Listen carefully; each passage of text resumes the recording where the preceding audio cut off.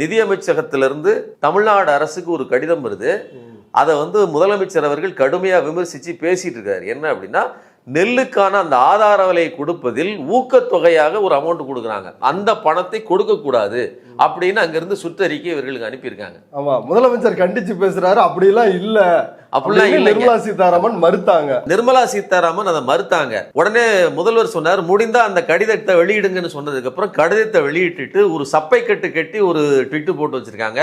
அந்த கடிதத்தில் தெளிவா இருக்குது, நீங்க ஊக்கத்தொகை கொடுக்க கூடாது, நெல்லுக்கு ஊக்கத்தொகை கொடுக்கப்படாதுன்னு. சோ இது ஒரு மிகப்பெரிய அடி.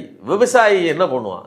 விவசாயி வயிற்றுல அடிக்கிற வேலையை இந்த பாஜக அரசு செய்கிறது. இப்ப நெல்லுக்கு ஊக்கத்தொகை கொடுக்க கூடாதனால் டெல்டாவில் அவ்வளவு லட்சக்கணக்கான விவசாயி இருக்கிறாங்க. அவங்க வாழ்வாதாரம் என்ன வருது? இப்ப இவங்களும் மினிமம் பிரைஸ், குறைந்தபட்ச ஆதார விலையை நிர்ணயிக்கணும் அப்படின்னு தான் டெல்லியில் ஓராண்டுகளுக்கு ஆண்டு கணக்கா போராடினாங்க. 1000க்கும் மேற்பட்ட விவசாயிகள் செத்தாங்க. அவங்க மேல இவங்க என்ன துப்பாக்கி சூடு என்னென்ன பண்ணி டார்ச்சர் பண்ணாங்க.